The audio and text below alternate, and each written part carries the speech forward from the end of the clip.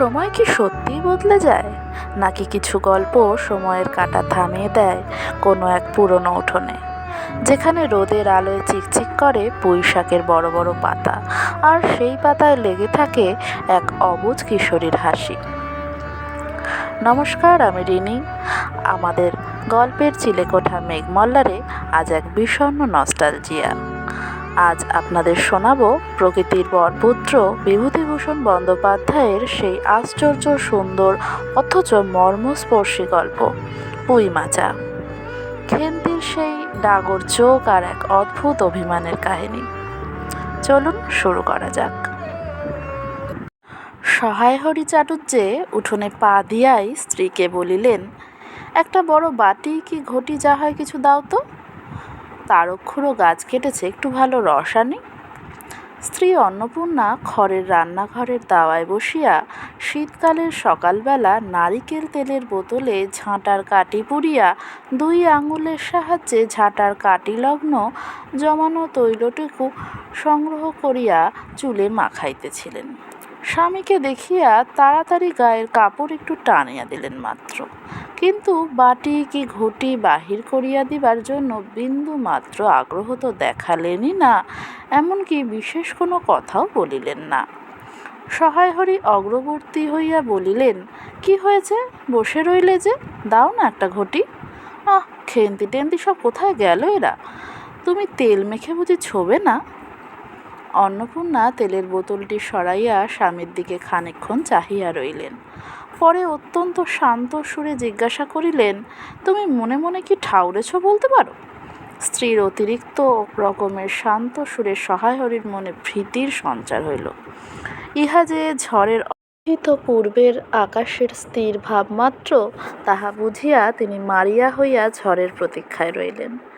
একটু আমতা আমতা করিয়া কহিলেন, কেন, কি কি আবার কি? অন্নপূর্ণা পূর্বাপেক্ষা শান্ত সুরে বলিলেন, দেখো, রঙ্গ করো না বলছি, ন্যাকামি করতে হয় অন্য সময় করো। তুমি কিছু জানো না, নাকি খোঁজ রাখো না? অত বড় মেয়ে যার ঘরে, সে মাছ ধরে আর রস খেয়ে দিন কাটায় কি করে তা বলতে পারো? গায়ে কি গুজব রটেছে জানো? সহায় হরি আশ্চর্য হইয়া জিজ্ঞাসা করিলেন, কেন, কি গুজব? কি গুজব জিজ্ঞাসা করো গিয়ে চৌধুরীদের বাড়ি? কেবল বাগদি দুলে পাড়ায় ঘুরে ঘুরে জন্ম কাটালে ভদ্রলোকের গায়ে বাস করা যায় না। সমাজে থাকতে হলে সেই রকম মেনে চলতে হয়। সহায় হরি বিস্মিত হইয়া কি বলিতে যাইতেছিলেন, অন্নপূর্ণা পূর্ববৎ সুরেই বলিয়া উঠিলেন, এক ঘরে করবে গো, তোমাকে এক ঘরে করবে। কাল চৌধুরীদের চণ্ডী মণ্ডপে এসব কথা হয়েছে। আমাদের হাতে ছোঁয়া জল আর কেউ খাবে না। আশীর্বাদ হয়ে মেয়ের বিয়ে হলো না, ও কি উৎসব করা মেয়ে, গায়ের কোনো কাজে তোমাকে আর কেউ যেতে বলবে না। যাও, ভালোই হয়েছে তোমার, এখন গিয়ে দুলে বাড়ি বাগদে বাড়ি উঠে বসে দিন কাটাও। সহায় হরি তাচ্ছিল্যের ভাব প্রকাশ করিয়া বলিলেন, এই আমি বলি না জানি কি ব্যাপার, এক ঘরে সবাই এক ঘরে করেছেন, এবার বাকি আছেন কালীময় ঠাকুর। ও! অন্নপূর্ণা তেলে বেগুনে জ্বলিয়া উঠিলেন, কেন, তোমাকে এক ঘরে করতে বেশি কিছু লাগে নাকি? তুমি সমাজের মাথা না একজন মাতব্বর লোক? চাল নেই, চুলো নেই, এক করার মুরদ নেই, চৌধুরীরা তোমায় এক ঘরে করবে তার এমন কঠিন কথা কি? আর সত্যিই তো এদিকে ধাড়ি মেয়ে হয়ে উঠল। হঠাৎ স্বর নামাইয়া বলিলেন, হলো যে 15 বছরের, বাইরে কমিয়ে বলে বেড়ালে কি হবে? লোকের চোখ নেই?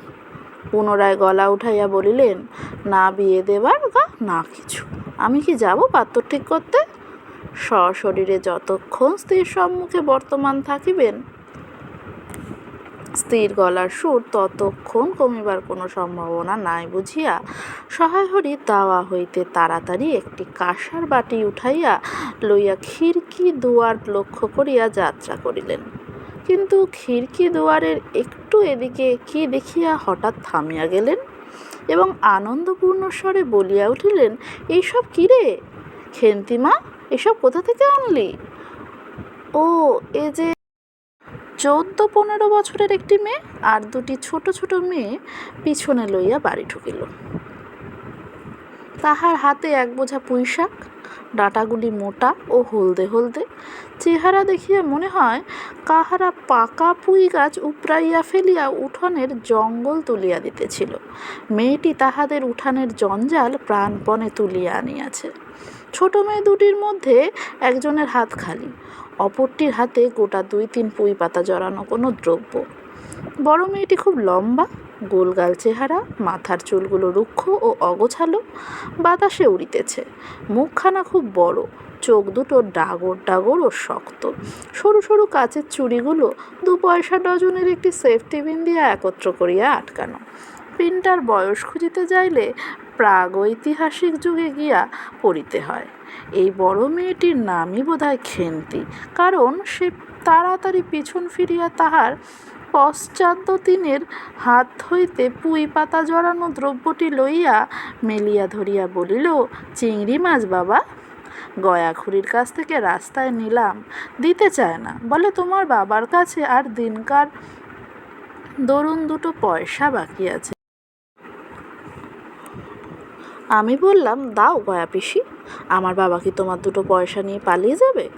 আর এই পুঁইশাকগুলো ঘাটের ধারের রায় কাকা বললে, নিয়ে যা, কেমন মোটা মোটা। অন্নপূর্ণা দাওয়া হইতে অত্যন্ত ঝাঁজের সহিত চিৎকার করিয়া উঠিলেন, নিয়ে যা? আহা, কি অমর্ত্যই তোমাকে তারা দিয়েছে। পাকা পুঁই ডাঁটা কাঠ হয়ে গিয়েছে, 2 দিন পরে ফেলে দিত। নিয়ে যা। আর উনি তখন আগাছা উঠিয়ে নিয়ে এসেছেন, ভালোই হয়েছে। তাদের আর নিজেদের কষ্ট করে কাটতে হলো না। যত পাথুরে বোকা সব মরতে আসে আমার ঘাড়ে। ধাড়ি মেয়ে, বলে দিয়েছি না, তোমায় বাড়ির বাইরে কোথাও পা দিও না, লজ্জা করে না এপাড়া সেপাড়া করে বেড়াতে? বিয়ে হলে যে 4 ছেলের মা হতে, খাওয়ার নামে আর জ্ঞান থাকে না, না? কোথায় শাক, কোথায় বেগুন, আর একজন বেড়াচ্ছেন কোথায় রস, কোথায় ছাই, কোথায় পাশ, ফেল, বলছি ওসব ফেল। মেয়েটি শান্ত অথচ ভয় মিশ্রিত দৃষ্টিতে মার দিকে চাহিয়া হাতের বাঁধন আলগা করিয়া দিল। পুঁইশাকের বোঝা মাটিতে পড়িয়া গেল। অন্নপূর্ণা বাকিয়া চলিলেন, যা তো রাধি, ও আপদগুলো টেনে খিড়কির পুকুরের ধারে ফেলে দিয়া তো, যা।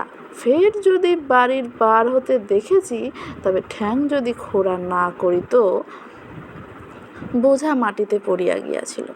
ছোট মেয়েটি কলের পুতুলের মতন সেগুলি তুলিয়া লইয়া খিড়কি অভিমুখে চলিল, কিন্তু ছোট মেয়ে অত বড় বোঝা আঁকড়াইতে পারিল না। অনেকগুলি ডাঁটা এদিকে ওদিকে ঝুলিতে ঝুলিতে চলিল।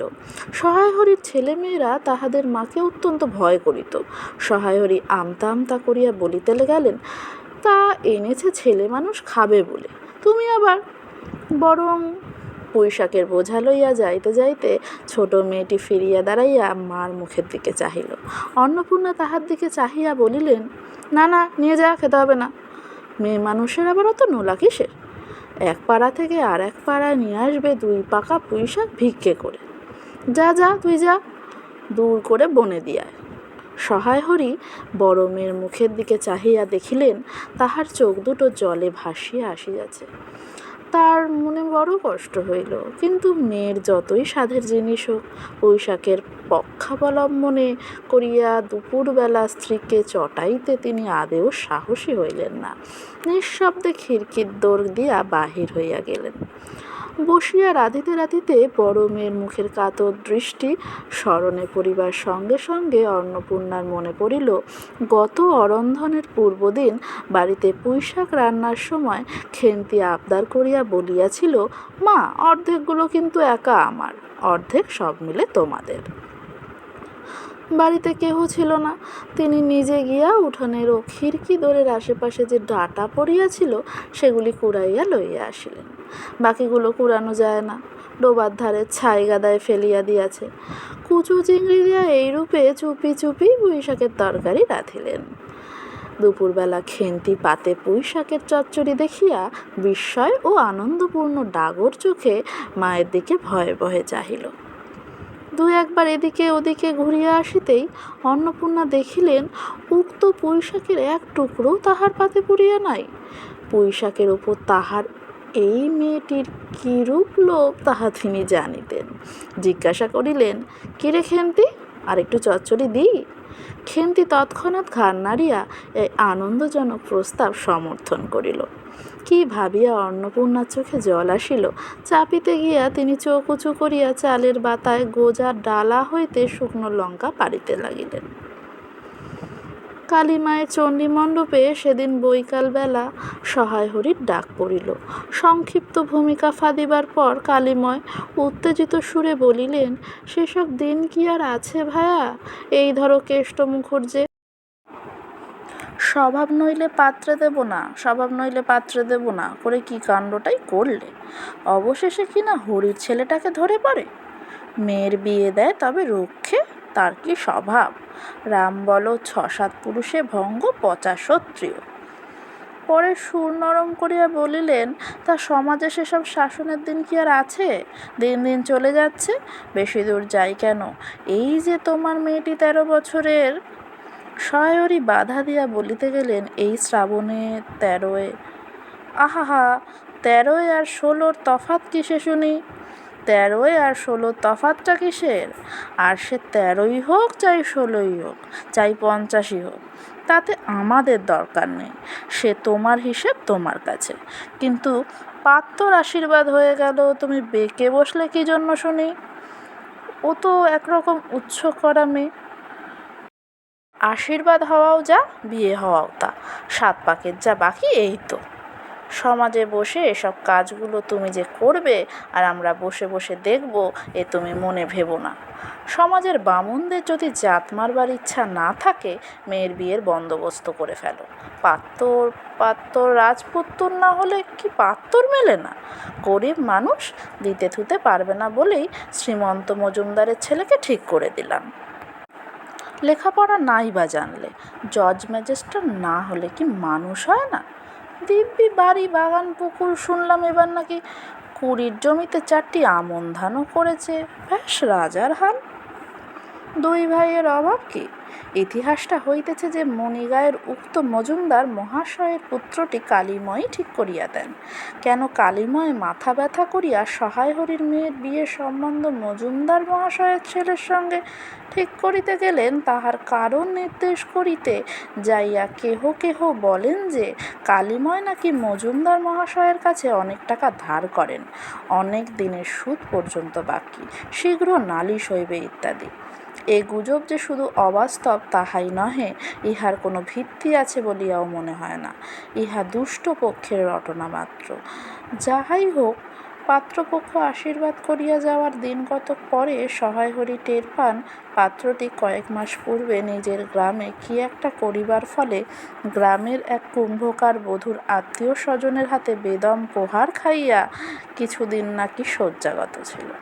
এরকম পাত্র মেয়ে দেবার প্রস্তাব মনঃপূত না হওয়ায় সহায় হরি সে সম্বন্ধ ভাঙিয়া দেন। দিন 2 পরের কথা। সকালে উঠিয়া সহায় হরি উঠোনে বাতাবি লেবুর গাছের ফাঁক দিয়া যেটুকু নিতান্ত কচি রাঙা রৌদ্র আসিয়াছিল, তাহারই আতপে বসিয়া আপন মনে তামাক টানিতেছেন। বড় মেয়ে খেন্তি আশায় চুপি চুপি বলিল, বাবা যাবে না? মা ঘাটে গেল। সহায় হরি একবার বাড়ির পাশের ঘাটের দিকে কি জানি কেন চাহিয়া দেখিলেন, পরে নিম্নস্বরে বলিলেন, যা শিগগির শাবলখানা নিয়ে আয় দেখি। কথা শেষ করিয়া তিনি উৎকণ্ঠার সহিত জোরে জোরে তামাক টানিতে লাগিলেন এবং পুনরায় একবার কি জানি কেন খিড়কির দিকে সতর্ক দৃষ্টি নিক্ষেপ করিলেন। ইতিমধ্যে প্রকাণ্ড ভারী এক লোহার শাবল 2 হাত দিয়া আঁকড়াইয়া ধরিয়া খেন্তি আসিয়া পড়িল। তৎপরে পিতাপুত্রীতে সন্তর্পণে সম্মুখের দরজা দিয়া বাহির হইয়া গেল। ইহাদের ভাব দেখিয়া মনে হইতেছিল ইহারা কাহারও ঘরে শীত দিবার উদ্দেশ্যে চলিয়াছে। অন্নপূর্ণা স্নান করিয়া সবে কাপড় ছাড়িয়া উনুন ধরাইবার জোগাড় করিতেছেন, মুখুজ্জে বাড়ির ছোট খুকি দুর্গা আসিয়া বলিল, খুড়িমা, মা বলে দিলে খুড়িমাকে গিয়ে বল মাছ হবে না। তুমি আমাদের নবান্নটা মেখে আর ইতুর ঘটগুলো বার করে দিয়ে আসবে। মুখুজ্জে বাড়ি ও পাড়ায় যাইবার পথের বাঁধারে এক জায়গায় শ্যাওড়া বনভার রাংচিতা বনচালতা গাছের ঘন বন। শীতের সকালে এক প্রকার লতা পাতার ঘন গন্ধ বন হইতে বাহির হইতেছিল। একটা লেজ ঝোলা হলদে পাখি আমড়া গাছের এডাল হইতে ওডালে যাইতেছে। দুর্গা আঙুল দিয়া দেখাইয়া বলিল, খুড়িমা, খুড়িমা, ওই যে কেমন পাখিটা। পাখি দেখিতে গিয়া অন্নপূর্ণা কিন্তু আর একটা জিনিস লক্ষ্য করিলেন। ঘন বনটার মধ্যে কোথায় এতক্ষণ খুব খুব করিয়া একটা আওয়াজ হইতেছিল, কে যেন কি খুঁড়িতেছে। দুর্গার কথার পরেই হঠাৎ সেটা বন্ধ হয়ে গেল। অন্নপূর্ণা সেখানে খানিকক্ষণ থমকিয়া দাঁড়াইলেন, পরে চলিতে আরম্ভ করিলেন। তাহারা খানিক দূর যাইতে না যাইতে বনের মধ্যে পুনরায় খুব খুব শব্দ আরম্ভ হইল। কাজ করিয়া ফিরিতে অন্নপূর্ণার কিছু বিলম্ব হইল। বাড়ি ফিরিয়া দেখিলেন খেন্তি উঠোনে রৌদ্রে বসিয়া তেলের বাটি সম্মুখে লইয়া খোপা খুলিতেছে। তিনি তীক্ষ্ণ দৃষ্টিতে মেয়ের দিকে চাহিয়া দেখিয়া রান্নাঘরে গিয়া উনুন ধরাইবার উদ্যোগ করিতে লাগিলেন। মেয়েকে বলিলেন, এখনো নাইতে যাসনি রে? কোথায় ছিলি এতক্ষণ? খেন্তি তাড়াতাড়ি উত্তর দিল, এই যে যাই মা, এক্ষুনি যাব, আর আসব। খেন্তি স্নান করিতে যাইবার একটুখানি পরেই সহায় হরি সোৎসাহে 15-16 সের ভারী একটা মেটে আলু ঘাড়ে করিয়া কোথা হইতে আসিয়া উপস্থিত হইলেন এবং সম্মুখে স্ত্রীকে দেখিয়া কৈফিয়তের দৃষ্টিতে সেই দিকে চাহিয়াই বলিয়া উঠিলেন, ওই ওপাড়ার ময়সা চৌকিদার রোজই বলে, কর্তা ঠাকুর, তোমার বাপ বেড়ার গায়ে মেটে আলু করে রেখেছি। শব্দ, তোমার তো ইহকালও নেই পরকালও নেই, চুরি করতে ডাকাতি করতে যা ইচ্ছে করো, কিন্তু মেয়েটাকে আবার এর মধ্যে নিয়ে গিয়ে ওর মাথা খাওয়া কিসের জন্যে? সহায় হরি হাত নাড়িয়া বরজপোতায় তাহার উপস্থিতি থাকার বিরুদ্ধে কতকগুলি প্রমাণ উত্থাপন করিবার চেষ্টা করিতে গেলেন, কিন্তু স্ত্রীর চোখের দৃষ্টির সামনে তাহার বেশি কথাও জোগাইল না, বা কথিত উক্তিগুলির মধ্যে কোনো পূর্বাপর্য সম্বন্ধও খুঁজিয়া পাওয়া গেল না। আধ ঘণ্টা পরে খেন্তি স্নান সারিয়া বাড়ি ঢুকিল। সম্মুখস্থ মেটে আলুর দিকে একবার আর চোখে চাহিয়াই নিরীহ মুখে উঠোনের আলনায় অত্যন্ত মনোযোগের সহিত কাপড় মেলিয়া দিতেছিল। অন্নপূর্ণা ডাকিলেন, খেন্তি, এইদিকে একবার আয় তো, শুনে যা। মায়ের ডাক শুনিয়া খেন্তির মুখ শুকাইয়া গেল। সে ইতস্তত করিতে করিতে মার নিকট আসিলে তিনি জিজ্ঞাসা করিলেন, এই মেটে আলুটা দুজনে মিলে তুলে এনেছিস না? খেন্তি মার মুখের দিকে একটুখানি চাহিয়া থাকিয়া একবার ভূপতিত মেটে আলুটার দিকে চাহিল, পরে পুনরায় মার মুখের দিকে চাহিল এবং সঙ্গে সঙ্গে ক্ষিপ্ত দৃষ্টিতে একবার বাড়ির সম্মুখস্থ বাঁশঝাড়ের মাথার দিকেও চাহিয়া রইল। তাহার কপালে বিন্দু বিন্দু ঘাম দেখা দিল, কিন্তু মুখ দিয়া কথা বাহির হইল না। অন্নপূর্ণা কড়া সুরে বলিলেন, কথা বলছিস না যে বড়, এই মেটে আলু তুই এনেছিস কি না? খেন্তি বিপন্ন চোখে মার মুখের দিকে চাহিয়াছিল, উত্তর দিল, হ্যাঁ। অন্নপূর্ণা তেলে বেগুনে জ্বলিয়া উঠিয়া বলিলেন, পাজি, আজ তোমার পিঠে আমি আস্ত কাঠের চেলা ভাঙব, তবে ছাড়ব। বরজপোতার বনে গিয়েছ মেটে আলু চুরি করতে? সমস্ত মেয়ে বিয়ের যোগ্যী হয়ে গেছে কোন কালে, সে এক গলা বিজন মনে, তার মধ্যে দিন দুপুরে বাঘ লুকিয়ে থাকে, তার মধ্যে থেকে পরের আলু নিয়ে এলো তুলে। যদি গোসাইরা চৌকিদার ডেকে তোমায় ধরিয়ে দেয়, তোমার কোন শ্বশুর এসে তোমায় বাঁচাতো? আমার জোটে খাবো, না জোটে না খাবো, তা বলে পরের জিনিসে হাত? এই মেয়ে নিয়ে আমি কি করব মা? 2-3 দিন পরে একদিন বৈকালে ধুলো মাটি মাখা হাতে খেন্তি মাকে আসিয়া বলিল, মা, মা, দেখবে এসো। অন্নপূর্ণা গিয়া দেখিলেন ভাঙা পাঁচিলের ধারে যে ছোট খোলা জমিতে কতকগুলো পাথরকুচি ও কণ্টিকারির জঙ্গল হইয়াছিল। খেন্তি ছোট বোনটিকে লইয়া সেখানে মহা উৎসাহে তরকারির আওলাদ করিবার আয়োজন করিতেছে এবং ভবিষ্যম্ভাবী নানাবিধ কাল্পনিক ফলমূলের অগ্রদূত স্বরূপ বর্তমানে কেবল একটিমাত্র শীর্ণকায় পুঁইশাকের চারা কাপড়ের ফালির গ্রন্থিবন্ধনে বদ্ধ হইয়া ফাঁসি হইয়া যাওয়া আসামির মতন ঊর্ধ্বমুখে এক খণ্ড শুষ্ক কঞ্চির গায়ে ঝুলিয়া রইয়াছে। ফলমূলাদির অবশিষ্টগুলি আপাতত তার বড় মেয়ের মস্তিষ্কের মধ্যে অবস্থিতি করিতেছে। দিনের আলো এখনো বাহির হয় নাই। অন্নপূর্ণা হাসিয়া বলিলেন, দূর পাগলি, এখন পইড়াটার চারা পোঁতে কখনো? বর্ষাকালে পুঁততে হয়, এখন যে জল না পেয়ে মরে যাবে। খেন্তি বলল, কেন, আমি রোজ জল ঢালবো? অন্নপূর্ণা বলিলেন, দেখ, হয়তো বেঁচে যেতেও পারে। আজকাল রাতে খুব শিশির হয়। খুব শীত পড়িয়াছে। সকালে উঠিয়া সহায় হরি দেখিলেন তাহার দুই ছোট মেয়ে দোলাই গায়ে বাঁধিয়া রোদ উঠিবার প্রত্যাশায় উঠানের কাঁঠাল তলায় দাঁড়িয়ে আছে। একটা ভাঙা ঝুড়ি করিয়া খেন্তি শীতে কাঁপিতে কাঁপিতে মুখুজ্জে বাড়ি হইতে গোবর কুড়াইয়া আনিল। সহায় হরি বলিলেন, হাঁ মা খেন্তি, তা সকালে উঠে জামাটা গায়ে দিতে তোর কি হয়? দেখ দেখি, এই শীত। আচ্ছা দিচ্ছি বাবা, কই শীত তেমন তো। হ্যাঁ দে মা, এক্ষুনি দে। অসুখ বিসুখ 5 রকম হতে পারে, বুঝলি নে। সহায় হরি বাহির হইয়া গেলেন। ভাবিতে ভাবিতে গেলেন, তিনি কি অনেক দিন মেয়ের মুখে ভালো করিয়া চাহেন নাই? খেন্তির মুখ এমন সুশ্রী হইয়া উঠিয়াছে। জামার ইতিহাস নিম্নলিখিত রূপ। বহু বৎসর অতীত হইল। হরিপুরের রাসের মেলা হইতে সহায় হরি কালো সার্জের এই 2.5 টাকা মূল্যের জামাটি ক্রয় করিয়া আনেন। ছিঁড়িয়া যাইবার পর তাহাতে কতবার রিপু করা হয়েছিল। সম্প্রতি গত বৎসর হইতে খেন্তির স্বাস্থ্যোন্নতি হওয়ায় দারুণ জামাটি তাহার গায়ে হয় না। সংসারের এসব খোঁজ সহায় হরি কখনো রাখিতেন না। জামার বর্তমান অবস্থা অন্নপূর্ণারও জানা ছিল না। খেন্তির নিজস্ব ভাঙা টিনের তোরঙ্গের মধ্যেই উহা থাকিত। পৌষ সংক্রান্তি সন্ধ্যাবেলা অন্নপূর্ণা একটা কাশিতে চালের গুঁড়া, ময়দা ও গুড় দিয়া চটকাইতেছিলেন। একটি ছোট বাটিতে 1 বাটি তেল। খেন্তি কুড়ুনির নিচে একটা কলার পাতা পাড়িয়া 1 মালা নারিকেল কুড়িতেছে। অন্নপূর্ণা প্রথমে খেন্তির সাহায্য লইতে স্বীকৃত হন নাই, কারণ সে যেখানে সেখানে বসে, বনে বাদারে ঘুরিয়া ফেরে, তাহার কাপড় চোপড় স্বাস্থ্যসম্মত ও শুচি নহে। অবশেষে খেন্তি নিতান্ত ধরিয়া পড়ায় হাত পা ধোয়াইয়া ও শুদ্ধ কাপড় পরাইয়া তাহাকে বর্তমান পদে নিযুক্ত করিয়াছেন। ময়লার গোলা মাখা শেষ হইলে অন্নপূর্ণা উনুনে খোলা চাপাইতে যাইতেছেন। ছোট মেয়ে রাধা হঠাৎ ডান হাতখানা পাতিয়া বলিল, মা, ওই একটু।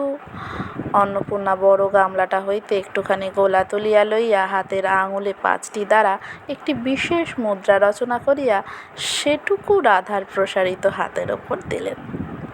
মেজ মেয়ে পুটি অমনি ডান হাতখানা কাপড়ে তাড়াতাড়ি মুছিয়া লইয়া মার সামনে পাতিয়া বলিল, মা, আমায় একটু। খেন্তি সূচি বস্ত্রে নারিকেল কুড়িতে কুড়িতে লুম্ন নেত্রে মধ্যে মধ্যে এদিকে চাহিতেছে। এ সময় খাইতে চাওয়ায় মা পাছে বকে, সেই ভয়ে চুপ করিয়া রহিল। অন্নপূর্ণা বলিলেন, দেখি নিয়ে আয় খেন্তি ওই নারকেল মালাটা, ওতে তোর জন্য একটু রাখি। খেন্তি ক্ষিপ্র হস্তে নারিকেলের উপরের মালাখানা যাহাতে ফুটা নাই সেখানা সরিয়ে দিল। অন্নপূর্ণা তাহাতে একটু বেশি করিয়া গোলা ঢালিয়া দিলেন। মেজ মেয়ে পটি বলিল, জ্যাঠাইমারা অনেকখানি দুধ নিয়েছে, রাঙা দিদি ক্ষীর তৈরি করেছিল, ওদের অনেক রকম হবে। খেন্তি মুখে তুলিয়া বলিল, এবেলা আবার হবে নাকি? ওরা তো ওবেলা ব্রাহ্মণ নেমন্তন্ন করেছিল, সুরেশ কাকাকে আর ও পাড়ার দিনুর বাবাকে। ওবেলা তো পায়েস, ঝোল, পুলি, মুগতুক্তি এইসব হয়েছে। পুটি জিজ্ঞাসা করিল, হ্যাঁ মা, ক্ষীর নইলে নাকি পাটিসাপটা হয় না? খেদি বলেছিল ক্ষীরের পুর না হলে কি আর পাটিসাপটা হয়? আমি বললাম, কেন, আমার মা তো শুধু নারকেলের ছাই দিয়ে করে, সে তো কেমন লাগে। অন্নপূর্ণা বেগুনের বোঁটায় একটুখানি তেল লইয়া খোলায় মাখাইতে মাখাইতে প্রশ্নের সদুত্তর খুঁজিতে লাগিলেন। খেন্তি বলিল, খেদির ওইসব কথা, খেদির মা তো ভারী পিঠে করে কিনা। ক্ষীরের পুর দিয়ে ঘিয়ে ভাজলেই কি আর পিঠে হলো?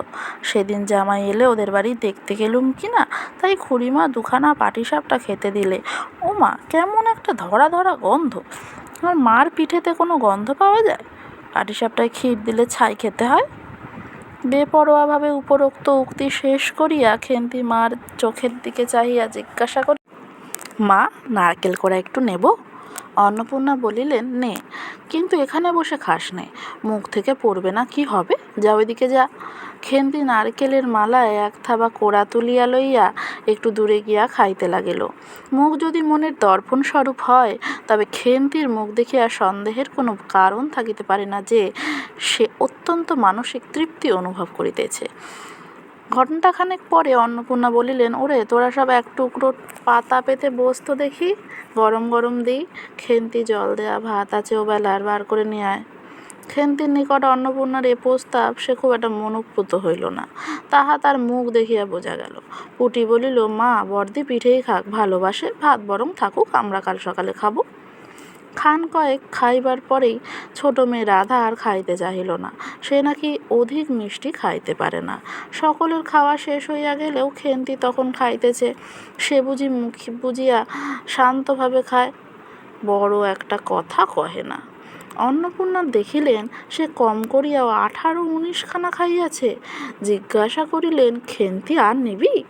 খেন্তি খাইতে খাইতে শান্তভাবে সম্মতিসূচক ঘাড় নাড়িল। খেন্তি হাসি ভরা চোখে মার দিকে চাহিয়া বলিল, বেশ খেতে হয়েছে মা, ওই যে তুমি কেমন ফেনিয়ে নাও, ওতেই কিন্তু সে পুনরায় খাইতে লাগিল। অন্নপূর্ণা হাতা খুন্তি চুলি তুলিতে তুলিতে সস্নেহে তার এই শান্ত নিরীহ একটু অধিক মাত্রায় ভোজনপটু মেয়েটির দিকে চাহিয়া রহিলেন।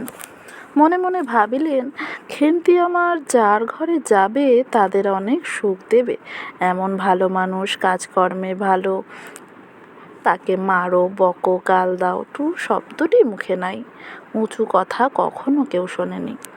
বৈশাখ মাসের প্রথমে সহায় হরির এক দূর সম্পর্কীয় আত্মীয়ের ঘটকালিতে খেন্তির বিবাহ হইয়া গেল।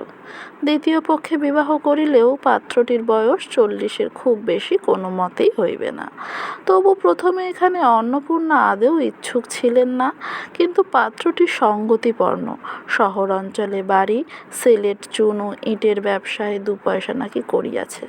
এরকম পাত্র হঠাৎ মেলাও বড় দুর্ঘট কিনা। জামাইয়ের বয়স একটু বেশি। প্রথমে অন্নপূর্ণা জামাইয়ের সম্মুখে বাহির হইতে একটু সংকোচ বোধ করিতেছিলেন। পরে পাছে খেন্তির মনে কষ্ট হয়, এই জন্য বরণের সময় তিনি খেন্তি সুস্পষ্ট হস্তখানি ধরিয়া জামাইয়ের হাতে তুলিয়া দিলেন। চোখের জলে তাহার গলা বন্ধ হইয়া আসিল, কিন্তু বলিতে পারিলেন না। বাড়ির বাহির হইয়া আমলকি তলায় বেহারার সুবিধা করার লইবার জন্য বরের পালকি একবার নামাইল। অন্নপূর্ণা চাহিয়া দেখিলেন, বেড়ার ধারে নীল রঙের মেদি ফুলের পুচ্ছগুলি যেখানে নত হইয়া আছে, খেন্তির কম দামের বালুচরের রাঙা চেলির আঁচলখানা পালকির বাহির হইয়া সেখানেই লুটাইতেছে।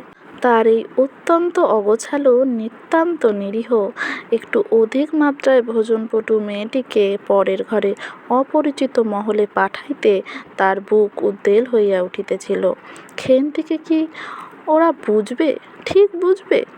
যাইবার সময় খেন্তি চোখের জলে ভাসিতে ভাসিতে সান্ত্বনার সুরে বলিয়াছিল, মা, আষাঢ় মাসেই আমাকে এনো, বাবাকে পাঠিয়ে দিও, 2 মাস তো।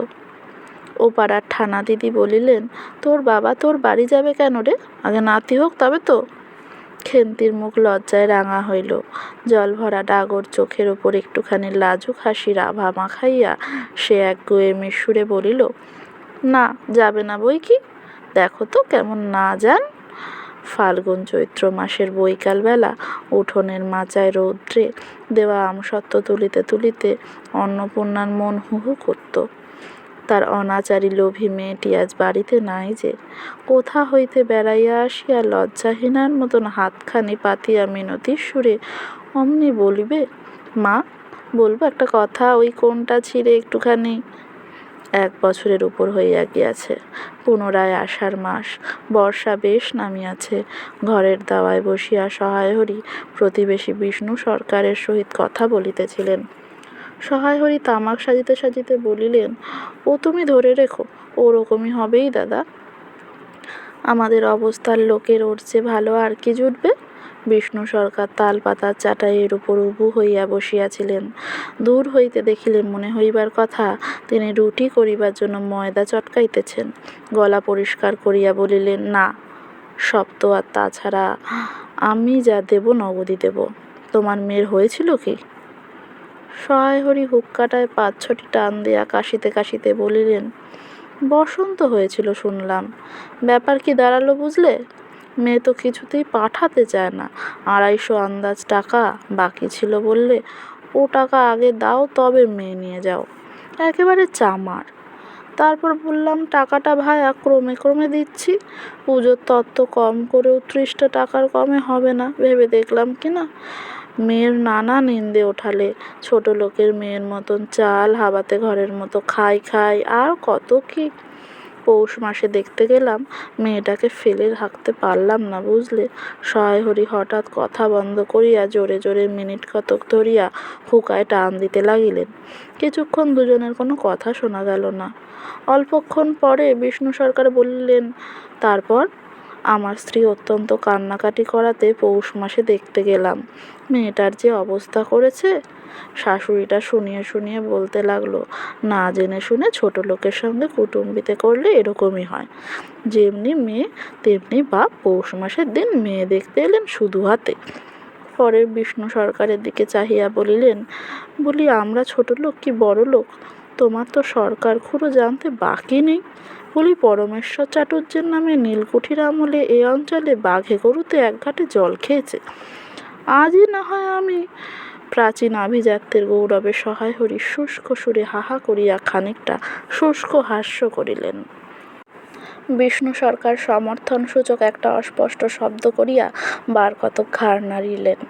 তারপর ফাল্গুন মাসেই তার বসন্ত হলো। এমন চামার বসন্ত গায়ে বেরুতেই টালায় আমার এক দূর সম্পর্কের বোন আছে, একবার কালীঘাটে পুজো দিতে এসে তার খোঁজ পেয়েছিল, তারই ওখানে ফেলে রেখে গেল। আমায় না একটা সংবাদ না কিছু। তারা আমায় সংবাদ দেয় তা আমি গিয়ে দেখতে পাওনি? না, এমনই চামার গহনাগুলো অসুস্থ অবস্থাতেই গা থেকে খুলে নিয়ে তবে টালায় পাঠিয়ে দিয়েছে। যাক, তা চলো যাওয়া যাক, বেলা গেল। চার কি ঠিক করলে? পিঁপড়ের টোপে মুড়ির চার তো সুবিধা হবে না। তারপর কয়েক মাস কাটিয়া গিয়াছে। আজ আবার পৌষ পার্বণের দিন। এবার পৌষ মাসের শেষাশেষি এত শীত পড়িয়াছে যে অত্যন্ত বৃদ্ধ লোকেরাও বলা বলি করিতেছেন যে এরূপ শীত তাহারা কখনো জ্ঞানে দেখেন নাই। সন্ধ্যার সময় রান্নাঘরের মধ্যে বসিয়া অন্নপূর্ণা সরু চাকলি পিঠার জন্য চালের গুঁড়োর গোলা তৈয়ারি করিতেছেন। পুটি ও রাধি উনানের পাশে বসিয়া আগুন পোহাইতেছে। রাধি বলিতেছে, আর একটু জল দিতে হবে মা, অত ঘন করে ফেললে কেন? পুটি বলিল, আচ্ছা মা, ওতে একটু নুন দিলে হয় না? ও মা, দেখ মা, রাধির দোলাই কোথায় ঝুলছে, এক্ষুনি ধরে উঠবে। অন্নপূর্ণা বলিয়া উঠিলেন, সরে বসো মা, আগুনের ঘাড়ে নিয়ে না বসলে কি আগুন পোহানো হয় না? এইদিকে আয়। গোলা তৈয়ারি হইয়া গেল। খোলা আগুনে চড়াইয়া অন্নপূর্ণা গোলা ঢালিয়া মুচি দিয়া চাপিয়া ধরিলেন। দেখিতে দেখিতে মিঠে আছে পিঠা টোপরের মতো ফুলিয়া উঠিল। পুটি বলিল, মা দাও, প্রথম পিঠাখানা কানাচে সারা ষষ্ঠীকে ফেলে দিয়ে আসি। অন্নপূর্ণা বলিলেন, একা যাস নে, রাধিকে নিয়ে যা। খুব জ্যোৎস্না উঠিয়াছিল বাড়ির পেছনে। সারা গাছের ঝোপের মাথায় তেলাকুচো লতার ষোলো থলো সাদা ফুলের মতো জ্যোৎস্না আটকাইয়া রহিয়াছে। পুটি ও রাধি খিড়কি দোর খুলিতেই একটা শিয়াল শুকনো পাতায় খসখস শব্দ করিতে করিতে ঘন ঝোপের মধ্যে ছুটিয়া পালাইল। পুটি পিঠাখানা জোর করিয়া ছুঁড়িয়া ঝোপের মাথায় ফেলিয়া দিল। তাহার পর চারিধারের নির্জন বাঁশবনের নিস্তব্ধতায় ভয় পাইয়া ছেলে মানুষ পিছু হটিয়া আসিয়া খিড়কি দরজার মধ্যে ঢুকিয়া পড়িয়া তাড়াতাড়ি দ্বার বন্ধ করিয়া দিল। পুটি ও রাধি ফিরিয়া আসিলে অন্নপূর্ণা জিজ্ঞাসা করিলেন, দিলি? পুটি বলিল, হ্যাঁ মা, তুমি আর বছর যেখান থেকে নেবুর চারা তুলে এনেছিলে সেখানে ফেলে দিলাম। তারপর সে রাত্রে অনেকক্ষণ কাটিয়া গেল। পিঠা গড়া প্রায় শেষ হইয়া আসিয়াছে। রাতও তখন খুব বেশি। জ্যোৎস্নার আলোয় বাড়ির পিছনের বনে অনেকক্ষণ ধরিয়া একটা কাঠঠোকরা পাখি ঠক ঠক শব্দ করিতেছিল। তাহার স্বরটাও যেন ক্রমে তন্দ্রালু হইয়া পড়িতেছে। দুই বোনের খাইবার জন্য কলার পাতা চিরিতে চিরিতে পুটি অন্যমনস্কভাবে হঠাৎ বলিয়া উঠিল, দিদি বড় ভালোবাসত। তিনজনই খানিকক্ষণ নির্বাক হইয়া বসিয়া রহিল।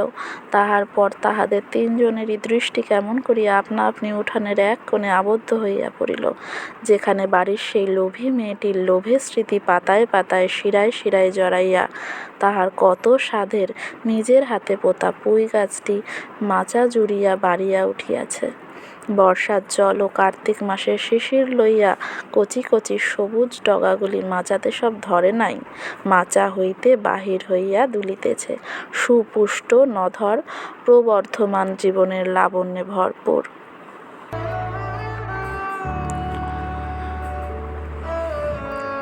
গল্পটা এখানেই শেষ হলো, কিন্তু খেন্তির সেই সরল চাওয়াগুলো কি আসলেও শেষ হয়? অভাবের সংসারে একটা পুঁই মাচা ঘিরেই তো ছিল ওর সবটুকু আনন্দ, সবটুকু আবদার। আজ যখন গল্পটা শেষ করলাম তখন বুকটা এক অজানা হাহাকারে ভরে উঠল। বিভূতিভূষণ কত নিপুণভাবে আমাদের শিখিয়ে দিয়ে গেলেন যে তুচ্ছ একটা পুঁই গাছও কীভাবে মানুষের জীবনের পরম মমতা আর না পাওয়ার স্বপ্নের প্রতীক হয়ে উঠতে পারে। খেন্তি তো চলে গেল, কিন্তু রেখে গেল তার আজীবনের অপূর্ণ সেই স্বাদ, যা সেই বেড়ে ওঠা পুঁই মাচাটার মতোই আমাদের মনে থেকে যাবে চিরকাল। আপনাদের কেমন লাগলো গ্রাম বাংলার এই করুণ আখ্যান? খেন্তির সেই শান্ত মুখটা কি আপনাদের চোখের সামনেও ভেসে উঠছে? কমেন্টে আপনাদের অনুভূতি অবশ্যই জানাবেন। আপনাদের প্রতিটি মন্তব্য আমার আগামীর পথ চলার অনুপ্রেরণা। সাহিত্যের এই মেঘমল্লারে আজ এটুকুই। ভালো থাকবেন, সুস্থ থাকবেন। আবার দেখা হবে নতুন কোনো এক গল্পের আসরে। নমস্কার।